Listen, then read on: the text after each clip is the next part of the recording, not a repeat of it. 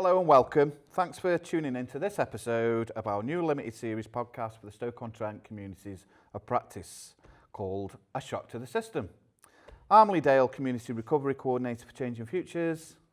And I'm Sophia Fedorovich, the Learning Lead for the Stoke-on-Trent community of practice.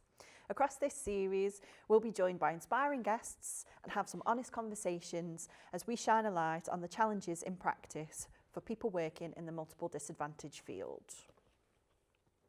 A community of practice brings people together to learn, reflect and act. Ours unites frontline workers, people with lived experience and others across health and social care, housing and the voluntary sector, all focused on improving support for people experiencing homelessness, substance use, domestic abuse, health challenges or involvement with the criminal justice system. We're here to ask tough questions, to challenge assumptions and to share some real stories about what works and what doesn't.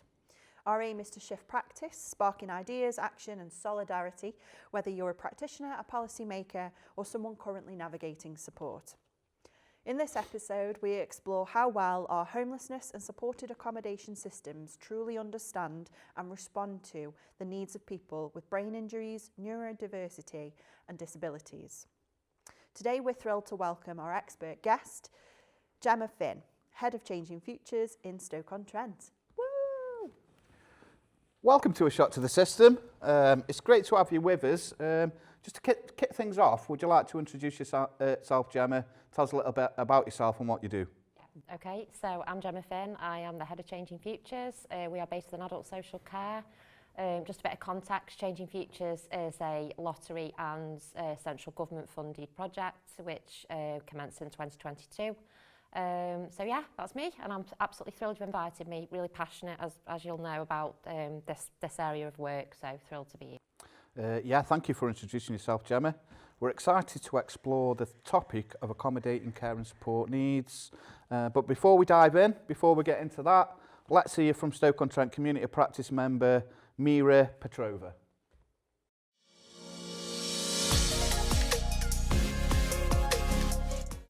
So I'm Mira Petrova and I'm a partnership manager at Homeless Link. So considering homelessness and rough sleeping in Stoke-on-Trent, what do you think the most pressing issues are that are causing homelessness and rough sleeping to increase? Mm-hmm. Well, we know that there are a variety of issues why people might be rough sleeping.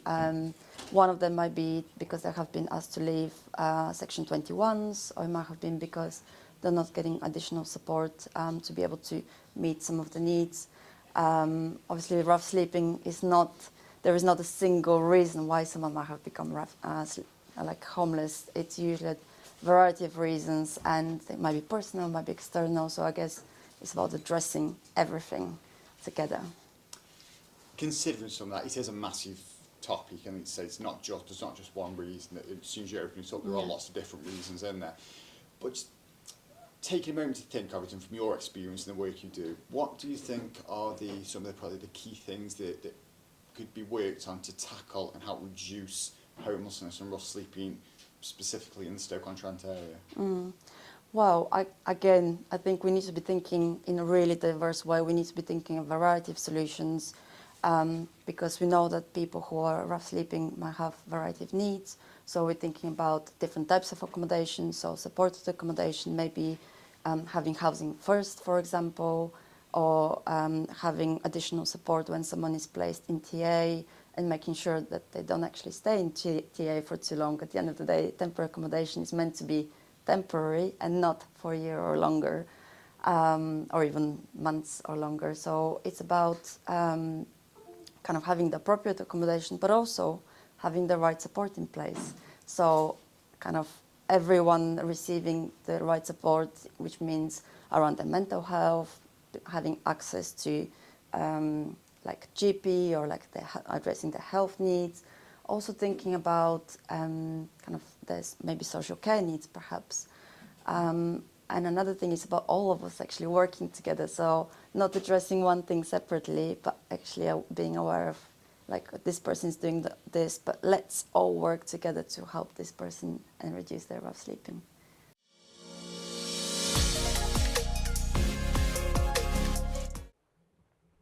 Thanks, Mira. That's Mira Petrova, highlighting the importance of diverse housing options and the need for housing providers and social care to work together to ensure people are well supported. So Gemma, let's get started. From your perspective, how well do you feel our homelessness and supported accommodation systems understand the needs of people who experience brain injuries, neurodiversity or disabilities? So I think that there's a fair challenge in terms of actually consistency of understanding. So I do think there are kind of pockets of that understanding in terms of homelessness services. What I would say is that we tend to focus more on the actual the symptom, not the cause. So we're not actually looking at the underlying cause as to why somebody's homeless, and we'll kind of focus and hone in on that particular area.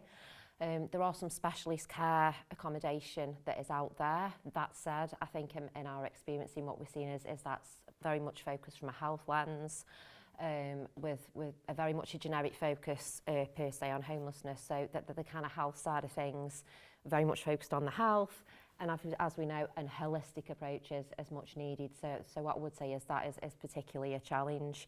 And I think limited training across the sector within this area is something that we really need to focus on and get right, really, to make that offer better for people. So as I say, kind of pockets of it, but I wouldn't say we've got it right, and I wouldn't say it's consistent. So Gemma, in your view, what does getting accommodation right look like? Okay, so I think fundamentally everybody has the absolute right to a home. It's not a privilege. And I think the most important thing within all of that is whatever that looks like for that individual. So we absolutely, from the outset, establish with that person what they want, and that needs to be really considered. And I think we've got better at that as a sector, as I say, within certainly, you know, fulfilling lives' voices, you know, spanning back to that period, certainly through Changing Futures as well. And absolutely, sometimes that provision needs to be flexed. We sometimes need more intensive provision.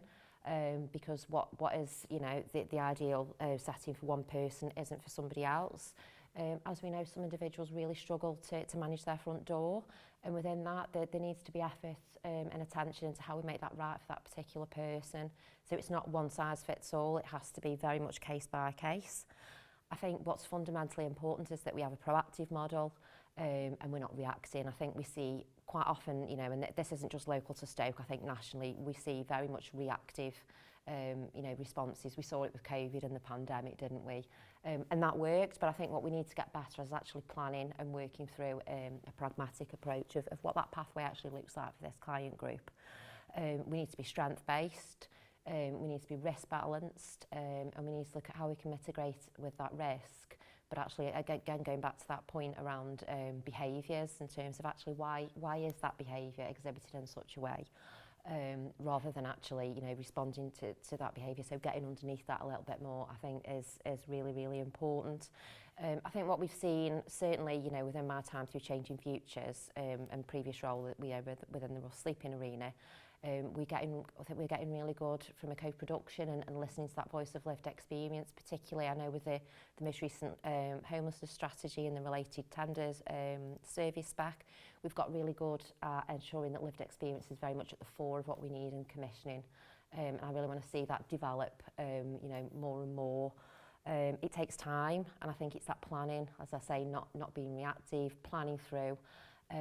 Actually over a longer term period, so I think funding can be problematic in terms of short term funding, you know, seeing it for year on year on occasions just really unhelpful. And I think as a kind of leader and managing a service, that can be really difficult when you're trying to maintain and sustain a staff environment, and staff who thrive as well in that arena can be really, really difficult. And I think getting those specialisms, so I think sometimes, you know, we often want to do it all, you know, we want to be superwoman, superman, but I think recognising those expertise in the sector and are hugely beneficial, and we've, you know, equally all got our own skill set, and bringing all that together to form an MDT. I know none of this is new, but I think it's constantly banging the drum about this is really, really important, I would say, and getting it right. And what's right for one person isn't right for somebody else. We're all individuals, aren't we? And it can change and it can flex. I think it's just having that flexibility of approach is so important. So Gemma, where do you think the biggest gaps are in how accommodation is planned or delivered to help people thrive? So I think we've got limitations in terms of the longer term offer. So I think, you know, in order to help somebody and aid them to thrive, you need to actually be looking at the longer term plan. So when you're engaging with somebody, actually, what do you want? What are we thriving for here? What's the long term goal and how do we get there, and steps to get there? I think the current setup and provision that we've got kind of has limitations, as I alluded to before, that we haven't got that long term offer. We can't always do it because of the funding limitations on that. So I think, you know, that is a challenge. I think specialist provision, where we're bringing accommodation and support together is much needed. I think that's lacking. I think, you know, what we have seen time and time again is that we are using temporary accommodation, particularly when looking at it through kind of a rough sleeping lens. We use hotels, which has its place. It's not ideal, it's not appropriate, and it needs to be kind of specialised setting for those particular individuals. And having that understanding of what's needed, again, short-term funding limits that sustainability. And we've got to have flexible support. And I think what we have seen, you know, through Changing Futures, through the work I've done with adult social care, we're getting better at pooling budgets, particularly with health partners. I think with the introduction of the integrated care board, you know, there's a journey there. You know, we're not there, but you know, there's absolutely a journey. We need to get better at actually, again, utilising what budgets for that particular individual. You know, health can play a part and need to play a part alongside adult social care, alongside housing, and that needs to be the ultimate aim of where we get to, because, you know, it's going to save money in the long run, and that plays a part, and we can't kind of shy away from the fact that that is what is looked at, you know, alongside everything else. So I think pool budgets definitely is something we need to be getting better at, and I think we're going on that journey at the moment, I would say. So next, what does a well-trained and confident workforce in this area look like to you? Okay, so a well-trained workforce, you know, something I'm really passionate about, and the work we've done through Changing Futures and in terms of the Insight Academy with lived experience at the fore of the training that's been delivered is so important to me. So a well-educated and trained workforce will absolutely have that lived experience kind of at the fore in terms of actually what does this person want, what do they desire, what do we know from the experts in that particular area, what are they telling us, and that needs to be driving that kind of training forward. What we've been able to do through, again, the work of Changing Futures is with a particular case, we're able to purchase a private formulation through a clinical nurse that really aided that MDT and that approach in how they were going to work with that individual and what that person needed. So, you know, what needed to be adapted, how we approach that support planning and that housing provision. And I think we were really fortunate that we've been able to do that through personal budgets with Changing Futures, but I think that really helped to educate the MDT in terms of how we were able to successfully accommodate and support that individual. But again, I suppose it's highlighted a gap. That's something that is probably a luxury, and something that, again, we need to kind of perhaps put in future contracts, that how we look at those personal budgets to have those to purchase such arrangements like that. I think we've got to always work on a multi-agency basis, going back to the education, being aware of our limitations, what we're experts in, what we're not actually experts in, but absolutely around that table and educating has to be that individual that's lived and breathed it, and can kind of share their experiences with us. I think it's really, really important. I think we can't be judging people. We've got to listen. We've got to keep listening. You know, being proactive. I think being legally literate is important for that workforce. Knowing that we've absolutely got to be banging that drum, we've got to be advocating, we've got to be tenacious. If we're knocked down, we get back up and we try again, and we keep on doing that. So I think, you know, that resilience is built through that. And I think for staff to have that safe space for reflection. So I think, you know, what we often see is staff burnout, particularly, you know, within not just this sector but others.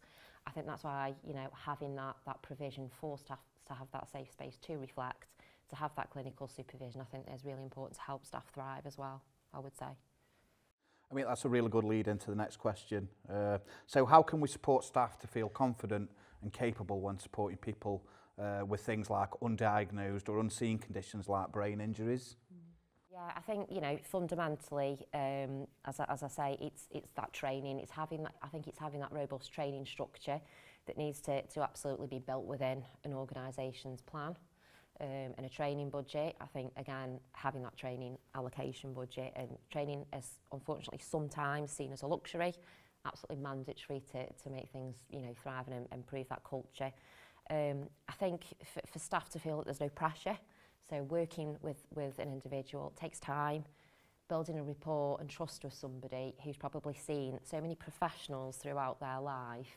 They've got to build that relationship up, and it's so important. So I think staff not to feel that pressure that they've got to get that support plan done tomorrow. They've got to build that rapport up, and I think there's that recognition that's really, really needed.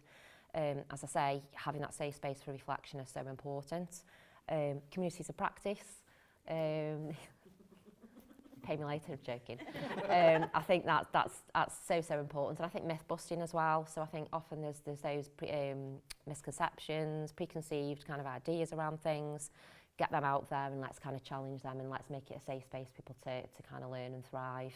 And if they don't know, to own it and say, I want to learn and I'll find out. So I think that's so important. Having your peers around, whether that's peers in your team, the multi-agency team, knowing who you can go to if you need to ask for help and advice, I think it's so important. Cheers. So, question. How can organisations shift from seeing behaviour as challenging to understanding it through a disability-informed and trauma-informed lens? I think that's a big one, and you've saved the best till last there, haven't you? I think it's really, really important that the organisation has it built within their priorities of what a particular area they're going to focus on, and then within that will come resource optimistically. And I think what's important is that we are taking away that, you know, what's happened in the past to an individual to actually the here and now and what that person wants and needs now. I think kind of understanding the behaviours, I've kept saying, so important, and why they're exhibiting that behaviour is massively important. Flexibility and support. We've got to flex up and down. They might need a lot today, not as much tomorrow, but it's a constant kind of dynamic risk assessment that we're doing with that individual, not to. So, you know, it's how we're doing things with people, not to, you know, so important. And what's the effect of trauma on that person's cognitive processing? You know, do staff actually understand fight or flight in terms of what that behaviour actually looks like, and making sure that's embedded within what they're doing? Again, lived experience and training is massively important. So yeah, that's probably a tip of the iceberg there, but I think that's kind of the key things I would say. Brilliant. So I'm just going to throw a bit of a wild card question in. So what are the most kind of important, the vital factors that can help teams, individuals who work in the workforce to get some success when it comes to advocating and challenging for a person to get them accommodated who has got care and support needs, who may not have been assessed, and they might not be documented? What are the kind of key kind of things in that? I would say it's relationships that you forge with people. What we see heavily within the sector is those relationships are key, and those connections and networking, you know, which goes back to the, you know, not working in a silo approach, why that's so important. I think in Stoke we're quite privileged. Obviously can only speak for Stoke, that we've got really good partnership arrangements with the Rough Sleeper Action Group, and then the escalation with the multi-agency resolution group. So obviously if we're not necessarily perhaps getting what we want from a traditional MDT, where we have health partners, criminal justice partners, accommodation partners on the table, we've got that scope to escalate that, and that's listened to. And then that looks at the systemic barriers and how we might get the funding from that. So I think it's knowing who you can go to. I think knowing who's on hand within the sector. So through Changing Futures, we've had expertise through the citizens' advice in terms of housing rights, welfare benefits. We've been fortunate with the work we've done with combined healthcare through the MARG, where we've been able to utilise those personal budgets. I think it's knowing who's accessible. I keep going back to this point, but knowing that you can't do it on your own, knowing who you can lean upon. But I think going back to the most important point in all of this is listening to that person and actually taking on board around what that person wants, and letting that person be involved in those discussions if they feel comfortable, whether that's written down, whether it's audio, whether it's them attending their own MDT video, whatever that person wants, but I think that has to be at the fore. And actually you will find through experience, people actually listen when there's a tangible story. We're not sitting with a case here on a piece of paper reading it off. We're actually, this is Joe blogs, so to speak. Yeah. This is what Joe wants, and he's telling us what he wants. So I do think those are, some key things there. Brilliant. Thank you very much. I know we're doing quite well on time, so I don't know if you would like to ask a question, Soph? Well, one thing that popped into my mind was I know that one of the key things that Changing Futures has been pushing is to make sure that all Changing Futures customers have a Care Act assessment. Tell me about that. Why is that? And what kind of positive results does that have for the customers of Changing Futures? Yeah, so obviously with the introduction of the Care Act and the amazing work through Voices, obviously we saw the birth of the Care Act toolkit, which kind of aided the kind of door opening for professionals working with customers in multiple disadvantage, that actually, there are those eligible Care Act needs when we're looking at obviously self-neglect, people using substances, habitable home, for, some examples there. What we wanted to do with Changing Futures was really actually embed that within adult social care, and actually really wanted people to get what they were entitled to through the eligibility. We've been able to do that through Changing Futures with the recruitment of a senior social worker and 2 social workers. They've done a phenomenal job.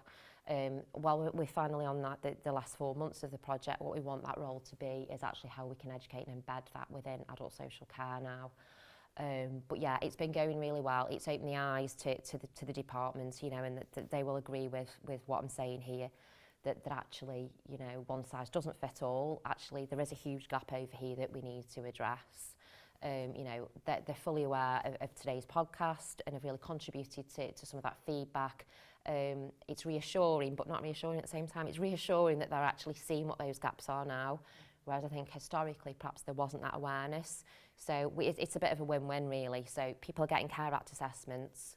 We're using personal budgets where we can actually do things really quickly for people to get those assessments, to get those short-term care packages, but then actually banging the drum and advocating for those long-term care packages. So I think we've really seen a massive shift. And obviously the plan would be for that to continue on in the long term. But I think with the work of Insight as well, I keep referencing Insights because it's so amazing. They've done some huge work in terms of making safeguarding personal as well, and some of that has come off the back of the work we've done with adult social care and the Care Act assessment. So yeah, phenomenal results. Again, a journey, but definitely on the right track. So it's been amazing. Cool, brilliant. Thank you. Cool. So we've covered a lot of ground there, and we hope that conversation has given people plenty to think about. Big thank you to our guest Gemma for joining us today, for sharing such thoughtful insights, and it's been a real pleasure. Thank you to the people and partners who make this podcast possible, including Changing Futures, the National Lottery Community Fund, and the Ministry of Housing, Communities and Local Government. While you're waiting for the next episode, you can keep the conversation going by visiting the Expert Citizens website and going to the Community of Practice Resource Bank, where you can find resources from our guests, from the Community of Practice and other brilliant sources to support you in creating your own little pocket of systems change.